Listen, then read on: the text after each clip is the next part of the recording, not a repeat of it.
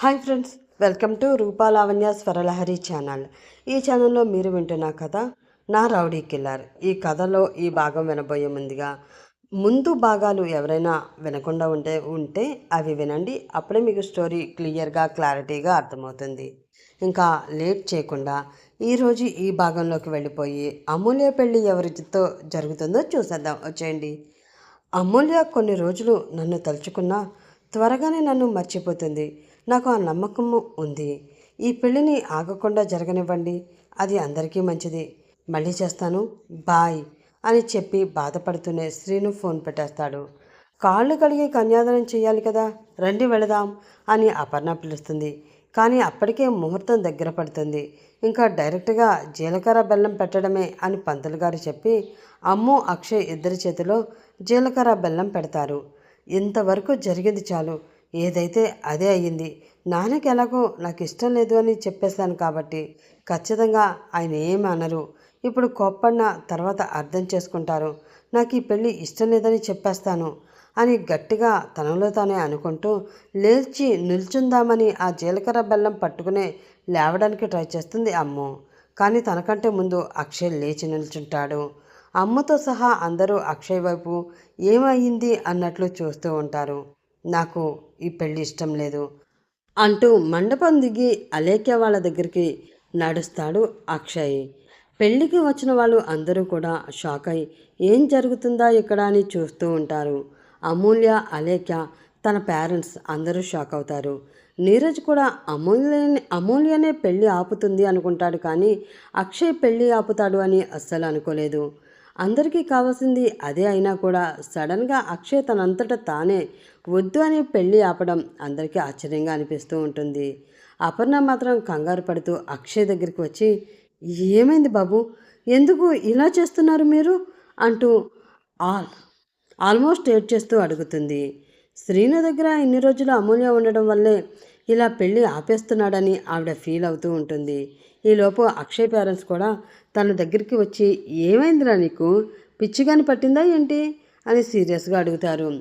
లేదు నాన్న, ఈ పెళ్ళి జరగకూడదు, అసలు ఇన్ని రోజులు ఈ పెళ్ళి ఎలా అయినా ఆగకూడదు అనే ఎన్నో పిచ్చి పిచ్చి ప్లాన్స్ కూడా వేశాను, కానీ నా మనసు ఒప్పుకోవడం లేదు. అమ్మకి ఇష్టం లేకుండా నేను ఈ పెళ్ళి చేసుకోలేను అని అమ్మ వైపు చూసి తన దగ్గరికి వెళ్ళి చెయ్యి పట్టుకుని మెల్లిగా నడిపించుకుంటూ అలేఖ్య వాళ్ళ దగ్గరికి తీసుకువస్తాడు అక్షయ్. అమ్ము, అందరికీ నిజం చెప్పు, నీ మనసులో నేను లేను కదా, ఎవరున్నారో కూడా మీ అమ్మ నాన్నలకి, అక్కకి, అందరికీ ధైర్యంగా చెప్పు. నువ్వు తప్పు చేయడం లేదు. నిజం చెప్పాలంటే ఇన్ని రోజులు నాకు ఈ విషయం తెలిసినా కూడా ఇంతవరకు తీసుకువచ్చి నేనే తప్పు చేశాను అంటాడు అక్షయ్. పెళ్ళికి వచ్చిన వాళ్ళందరూ చిరాకు పడుతూ ఏవేవో గుసగుసగా మాట్లాడుకుంటూ వెళ్ళిపోతూ ఉంటారు.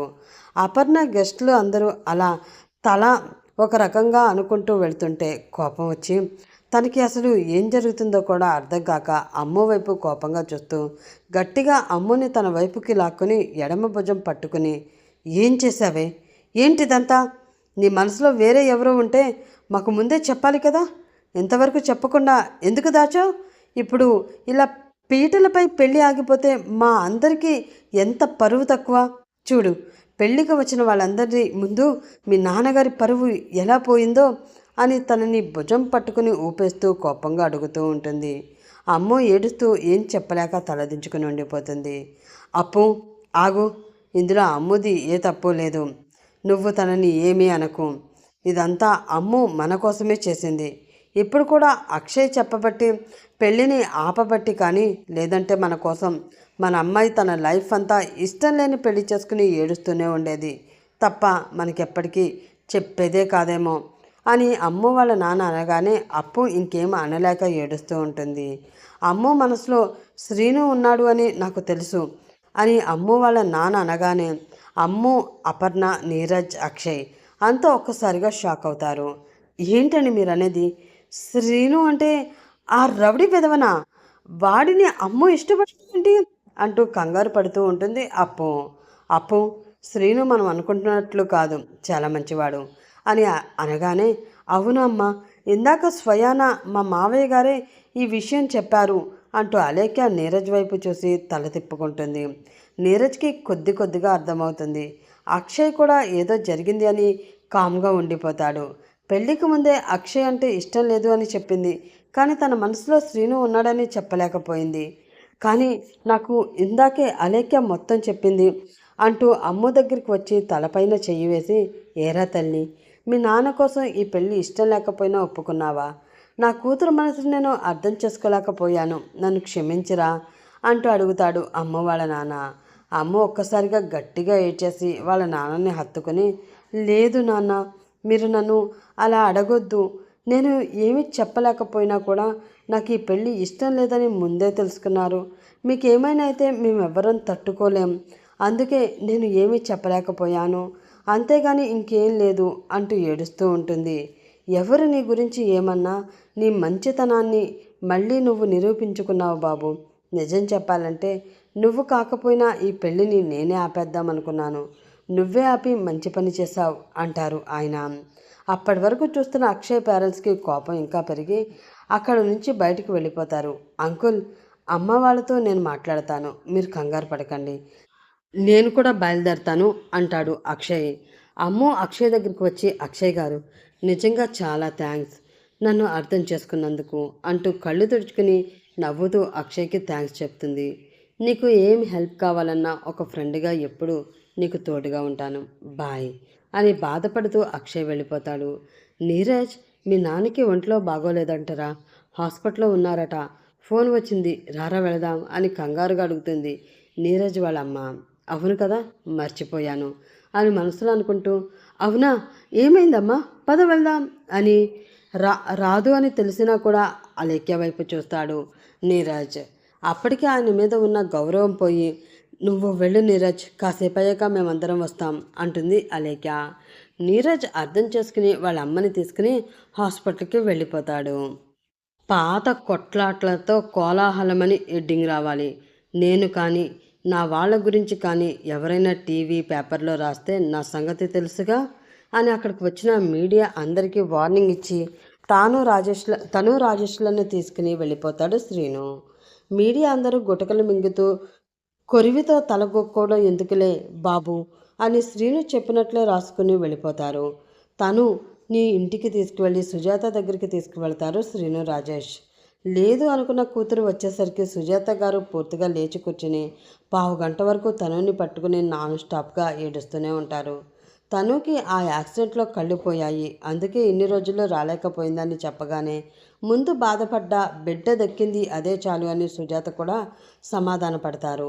అంత జరుగుతున్న శ్రీనుకి అమ్ము గుర్తు వచ్చి ఈ పాటికి పెళ్ళైపోయి ఉంటుందా అని బాధపడుతూ అక్కడి నుంచి బయటకు వచ్చేస్తాడు. రాజేష్ కూడా వెనకాలే వచ్చి, పెళ్ళి జరగలేదులే, అక్షయ్నే ఆపేశాడట, కంగారు తగ్గించుకో అంటాడు కోపంగా. మనసు గాలిలో తేలినంత హ్యాపీగా ఉన్నా సైడ్ నుంచి నవ్వుకుంటేనే రాజేష్ని చూడకుండా పక్కకి తిరిగిపోతాడు. అక్షయ్తో మాట్లాడాలి, అమ్ముని చూడాలి ఎలా ఉందో, తనని ఎలా కలవాలి అని ఆలోచిస్తూ ఉంటాడు శ్రీను. ఏంటి, ఇప్పుడే అమ్ముని కలవాలి అనిపిస్తుందా అని రాజేష్ కూడా అడుగుతాడు. నేనేం అదే ఆలోచించడం లేదేలే అని ఒక్కసారిగా పిడికిలు బిగించి గాంభీర్యంగా, మన తనుని ఇలా చేసిన వాళ్ళని ఎవరిని వదలకూడదు. ఆ ఆదినారాయణ, జనార్దన్, దివాకర్ వాళ్ళ మనుషులు ఎవ్వరూ బ్రతకడానికి వీల్లేదురా.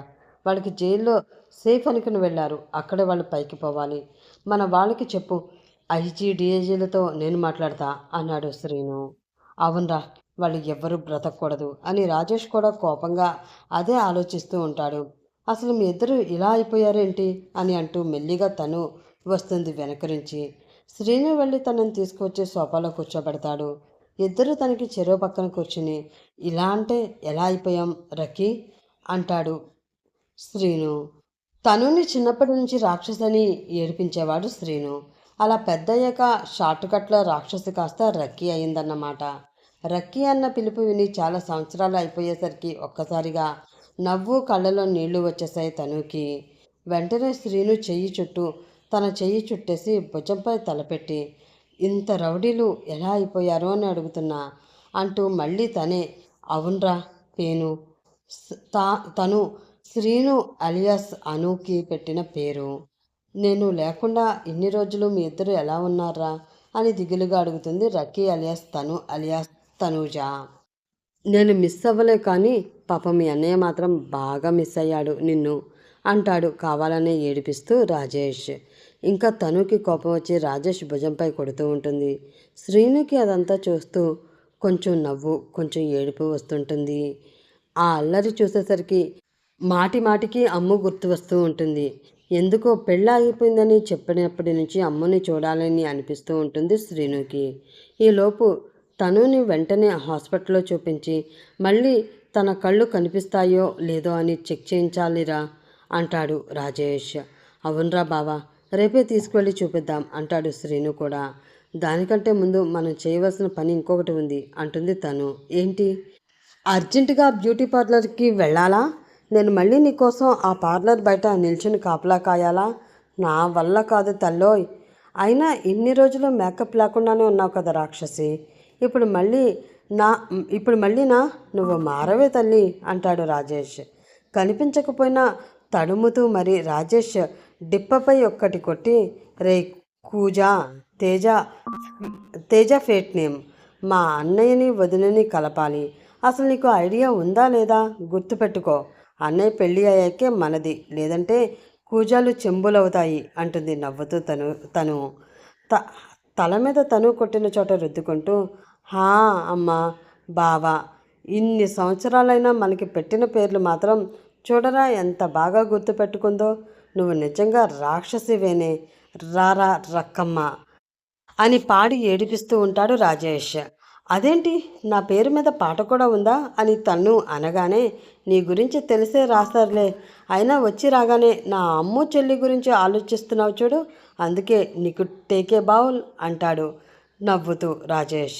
అరే మెంటల్, నేను చేస్తున్నది మీ చెల్లి కోసం కాదు, మా అన్నయ్య కోసం అంటూ శ్రీను చేయి పట్టుకుంటుంది. మంచిది అంటూ శ్రీను చూడకుండా తను చెవి దగ్గరికి వచ్చి, ఆ నెక్స్ట్ మన పెళ్ళే కదా, అందుకేనా ఈ తొందర? థ్యాంక్ యూ బంగారం అంటూ తను నడుము గిల్లుతాడు రాజేష్. తనుకి ఒక్కసారిగా షాక్ కొట్టినట్లయ్యి రాజేష్ చెయ్యి పట్టేసుకుని, అన్నయ్య, వచ్చిన నుండి మేమే మాట్లాడుతున్నాం, ఏమైంది, ఎందుకు అంత డల్గా ఉన్నావు అని అడుగుతుంది తను. ఏం లేదురా, అమ్మ గురించి ఆలోచిస్తున్నాను. నువ్వు నాన్న మాకు దూరం అయ్యాక మా లైఫ్లో చాలా మారిపోయాయిరా. నేను ఇప్పుడు చాలామందిని నా కంట్రోల్లో ఉంచుకుంటూ మన బిజినెస్లు చూసుకుంటున్నాను. అందరి దృష్టిలో ఇప్పుడు నేను ఒక పెద్ద రౌడీని. నిన్ను నాన్నని చంపడానికి కూడా నాన్న చేసిన పనే కారణం. ఇప్పుడు నాన్న ప్లేస్లోకి నేను వచ్చాను. నా వలన మీ వదినికి కూడా ఏమైనా అయితే నేను తట్టుకోలేనురా అంటూ తను చేయి పట్టుకుంటాడు శ్రీను. శ్రీను భయం చచ్చి బ్రతికిన తనుకి అర్థమవుతుంది. నిజంగా నువ్వు దానికే భయపడితే వదినతో నీ పెళ్ళి అయిపోయాక అమ్మని తీసుకుని మనం అందరం అమెరికా వెళ్ళిపోదాంరా. అంతేకాని వదిన్ని అలా ఏడిపిస్తూ నువ్వు కూడా లైఫ్ అంతా ఏడుస్తూ ఇదంతా అవసరమా? నువ్వు ఇలా ఉండిపోతే అమ్మ తట్టుకోగలదా చెప్పు? ప్లీజ్ అన్నయ్య, నేను నిన్ను అడుగుతున్న రెండో కోరిక ఇది. వదినని తీసుకుని అందరం అమెరికా వెళ్ళిపోయి హ్యాపీగా ప్రశాంతంగా ఉందాం అంటుంది తను. మొదటి కోరిక అను, తేజ, తనుల పాస్ట్లో చెప్తా ఫ్రెండ్స్. శ్రీను రాజేష్ వైపు చూస్తాడు. రాజేష్ కూడా నవ్వుతూ అలాగే చేద్దాం అని తల ఊపుతాడు. అలాగే, అందరం కలిసి వెళ్ళిపోదాం. కానీ నాన్నకి మాట ఇచ్చానురా, నా ప్లేస్లో వేరే మంచి వ్యక్తిని పెట్టి అంతా సెట్ అయ్యాక వెళదాం అంటాడు శ్రీను కూడా నవ్వుతూ. థ్యాంక్స్ పేను అంటూ నవ్వుతూ తను శ్రీనుని సైడ్ నుంచి హక్ చేసుకుని అమ్మయ్య అనుకుంటూ ఉంటుంది. తేజ, నీకు మా వదిన వాళ్ళ ఇల్లు తెలుసా? రేపు ఉదయమే వెళ్ళి మాట్లాడదాం. ఇంకా ఇక్కడ ఎక్కువ రోజులు ఉండడం నాకు ఇష్టం లేదు అంటుంది తను. అలాగే, నాకు తెలుసులే మా చెల్లి వాళ్ళ ఇల్లు, కానీ మనమే వెళ్తామా, లేదంటే మనతో పాటు ఇంకెవరైనా వస్తున్నారా అని అడుగుతాడు శ్రీను వైపు చూస్తూ రాజేష్. నువ్వు, నేను, అన్నయ్య, అమ్మ నలుగురం వెళుతున్నాం. అన్నయ్య వదినలకి మ్యారేజ్ ఫిక్స్ చేస్తున్నాం అంతే అంటుంది తను. నేనా? వద్దు వద్దు అంటాడు కంగారుగా శ్రీను. అంతకుముందు అమ్ము వాళ్ళ ఫ్యామిలీతో ఎలా బిహేవ్ చేశాడో గుర్తు తెచ్చుకుంటూ. అందుకే ముందు వెనక చూసుకుని చేయరా అని చెప్పేవాడిని, విన్నావా? లేదు, ఇప్పుడు అనుభవించు అంటాడు రాజేష్. అంతలా అన్నయ్య ఏం చేశాడు అసలు అంటుంది తను. నీకు రూమ్లోకి తీసుకువెళ్ళి తీరిగ్గా చెప్తాను పద, రెస్ట్ తీసుకుంటూ విందువు కానీ అంటూ తనుని రూమ్లోకి తీసుకువెళ్ళిపోతాడు రాజేష్. నేను తగ్గాను అంటే నీ దగ్గర, అమ్ము దగ్గరే రా తను అని అమ్ముని తలుచుకుంటూ నవ్వుకుంటూ ఉంటాడు శ్రీను. తను రాజేష్ వెళ్ళిపోయాక శ్రీనుకి ఎందుకో అమ్ముతో మాట్లాడాలి అనిపిస్తుంది. అంతకంటే ఎక్కువగా చూడాలి అనిపిస్తుంది. కానీ ఏం చేయాలో తెలియక తనకి ఫోన్ చేస్తాడు. అదే టైంకి అమ్ము వాళ్ళ ఫ్యామిలీ అంతా ఇంటికి వెళ్ళిపోతారు. అపర్ణ కోపంగా తన రూమ్లోకి వెళ్ళిపోతుంది. నరసింహం గారికి బాగాలేదు అన్నారు కదా, ఎంతైనా మీ మావగారే. నీరజ్ కోసమైనా మనం వెళ్ళక తప్పదు. మీ అమ్మ ఇప్పుడు పిలిచినా రాదు. మనం అయినా చూడడానికి వెళ్ళకపోతే ఎలా అంటూ అలేఖ్య రాను అన్నా కూడా బలవంతంగా తీసుకుని హాస్పిటల్కి వెళతారు అలేఖ్య వాళ్ళ నాన్న. అపర్ణ కోపంగా ఉంది కాబట్టి ఇప్పుడు మాట్లాడించకపోవడమే బెటర్ అని అమ్ము కూడా తన రూమ్లోకి వెళ్ళి తన పెళ్లి చీర మార్చుకుంటూ ఉంటుంది. రూమ్లోకి వెళ్ళాక తన ఫోన్ చూసి స్విచ్ ఆఫ్ చేసిన విషయం గుర్తొచ్చి వెంటనే స్విచ్ ఆన్ చేస్తుంది. స్విచ్ ఆన్ అయిన వెంటనే శ్రీను నుంచి ఫోన్ వస్తూ ఉంటుంది. డిస్ప్లేలో శ్రీను అని పేరు చూసి అమ్ముకి ఒక పక్క ఆనందం, ఇంకో పక్క కోపం వస్తూ ఉంటాయి. పెళ్ళి ఆపడానికి వస్తాడు అని చివరి వరకు చూశాను, రాలేదు. నేను మాట్లాడను అంతే అని మొహం తిప్పుకొని చూస్తూ ఉంటుంది. ఒకవేళ లిఫ్ట్ చేయకపోతే మళ్ళీ ఎందుకు చేశాడో తెలియదు. సరే, ముందు ఎందుకు చేశాడో ఏంటో తెలియాలిగా అనుకుంటూ లిఫ్ట్ చేస్తుంది. హలో కుల్ఫీ అంటాడు శ్రీను. అమ్మ ఏమీ మాట్లాడకుండా సైలెంట్గా ఉంటుంది. కనీసం హలో అని కూడా అనదు. ఒకవేళ అమ్ము కాకుండా వాళ్ళ అమ్మ కానీ అక్క కానీ లిఫ్ట్ చేశారేమో అని కొంచెం టెన్షన్గా అనిపించి వెంటనే కాల్ కట్ చేసేస్తాడు. అదేంటి, ఫోన్ చేసి ఏమీ మాట్లాడకుండానే పెట్టేశాడు. కనీసం హలో అని అయినా అని ఉండవలసింది అని ఫీల్ అవుతుంది అమ్ము. ఇంకో 5 మినిట్స్ చూసి శ్రీను మరి ఫోన్ చేయకపోయేసరికి అమ్మునే శ్రీనుకి ఫోన్ చేస్తుంది. ఈసారి ఫోన్ లిఫ్ట్ చేసి శ్రీను మాట్లాడకుండా కామ్గా ఉంటాడు. వీడి మొహమాటం తగలేసయ్యా. సర్లే, నేనే హలో అంటే ఏం మాట్లాడతాడో తెలుస్తుంది కదా అని అమ్ము మెల్లిగా హలో అంటుంది. అమ్ము గొంతు విని గుర్తుపట్టి అమ్మయ్య, కుల్ఫీ నిన్న ఫోన్ చేసింది అన్నమాట అని కుల్ఫీ నేను అంటాడు. నేను అంటే ఎవరు అని సీరియస్గా అడుగుతుంది అమ్ము. ఇది ఫుల్గా కోపంగా ఉన్నట్లుందిగా, అందుకే దొరికా కదా అని ఆడేసుకుంటున్నట్లుంది. సర్లే, ఇప్పుడు దీని టైం, తర్వాత చెప్తా దీని సంగతి అనుకుంటూ కుల్ఫీ నీతో మాట్లాడాలి అంటాడు సాధ్యమైనంత వరకు మెల్లిగా. ఎప్పుడు మాట్లాడినా కావాలనే రఫ్గా మాట్లాడి కావాలనే కోపం తెప్పించడానికి ట్రై చేస్తూ ఉండేవాడు. కానీ ఇప్పుడు ప్రేమగా మెల్లిగా మాట్లాడాలి అంటే కంగారు పడిపోతూ ఉంటాడు శ్రీను. హా, ఏంటో చెప్పు అంటుంది ఇంకా యాటిట్యూడ్ చూపిస్తూ. అందుకే అమ్మాయిల దగ్గర తగ్గకూడదని అంటారు. ఒకసారి తగ్గామో ఇలాగే ఆడుకుంటారు అని మనసులోనే అనుకుంటూ ఏం మాట్లాడాలో ఏం మాట్లాడకూడదో అర్థం కాక, కుల్ఫీ మనం రేపు బయటకి ఎక్కడైనా కలుద్దామా అని అడుగుతాడు ధైర్యం చేసి. నేనెందుకు కలవాలి? అసలు మీరు నాకేమవుతారని కలవాలి? నాకు ఎవరిని కలవాలి అని లేదు. అసలు ఫోన్ ఇప్పుడు ఎందుకు చేశారో చెప్పండి అంటుంది అమ్మో సీరియస్గా. ఎవరికైనా కాళ్ళు చేతులు తీసేయి అంటే తొనక్కుండా తీసేస్తాను. ఆఖరికి సాల్తీలు కూడా ఈజీగా లేపేస్తాను. అలాంటిది దీని దగ్గర ఏంటి ఇప్పుడు ఇలా అడ్డంగా దొరికిపోతున్నా? దేవుడా అని జుట్టు పీక్కుంటూ, సర్లే వదిలే, రేపు నేను చెల్లి రాజేష్ అమ్మ మీ ఇంటికి వస్తున్నాం. ఇంట్లోనే ఉండు, ఎక్కడికి వెళ్ళకు అని ఫోన్ పెట్టేస్తాడు శ్రీను. చెల్లి అంటే తను తను బ్రతికే ఉందా? మరి ఆ విషయం చెప్పడేంటి తింగరోడు? పోనీలే, శ్రీను ఆంటీ అన్నయ్య ఎంత హ్యాపీగా ఉన్నారో. దేవుడా నువ్వు ఉన్నావయ్యా అని గెంతుతూ సడన్గా శ్రీను ఏమన్నాడో గుర్తువచ్చి అప్పటి వరకు నవ్వుతూ ఉన్న అమ్ము శ్రీను అలా ఇంటికి వచ్చేస్తున్నాం అని చెప్పింది రీకాల్ చేసుకుని టెన్షన్ పడుతూ ఉంటుంది. అదేంటి అందరూ కట్టుకుని వస్తున్నామంటున్నారు? ఇప్పుడు అమ్మ కూడా కోపంగా ఉంది. వాళ్ళందరినీ చూస్తే ఎలా రియాక్ట్ అవుతుందో ఏంటో. అయినా ఈ శాడిస్ట్ ఎప్పుడు చూడు ఏడిపిస్తూనే ఉంటాడు. ఒక్కసారి కూడా నేను తిరిగి ఏడిపిద్దామంటే అవదే. అయినా రేపు ఎలాగా వస్తాడు కదా, అప్పుడు చెప్తాను అని కోపంతో ఇష్టం వచ్చినట్లు తాను వేసుకున్న బట్టలన్నీ విప్పేస్తూ ఉంటుంది. శ్రీనునా మజాక టెన్షన్ పెట్టి భయపెట్టడంలో పిహెచ్డి చేశాడుగా మరి. పాపం అమ్మకి తెలియని విషయం ఏంటంటే అప్పటికే శ్రీను గోడ దూకి పైప్ పట్టుకుని బాల్కనీలోంచి అమ్ముని చూడడానికి తన రూమ్లోకి వచ్చేస్తాడు. మరి ఇప్పుడు ఏమవుతుందో? అమ్ము అతన్ని చూసి ఎంతగా గోల్ చేస్తుందో. రూమ్లోకి వచ్చిన శ్రీను ఏం చేసిపోతాడో చూద్దాం నెక్స్ట్ ఎపిసోడ్లో. ఆ ఎపిసోడ్ చూడాలి అంటే మరి మీరు కూడా వెయిట్ చేస్తూ ఉండాలి. రేపటి వరకు వెయిట్ చేయండి. రేపు పొద్దున్న ఎర్లీగా స్టోరీతో పాటు మీ ముందుకు వచ్చేస్తాను. అప్పటి వరకు by by. Have a nice day friends.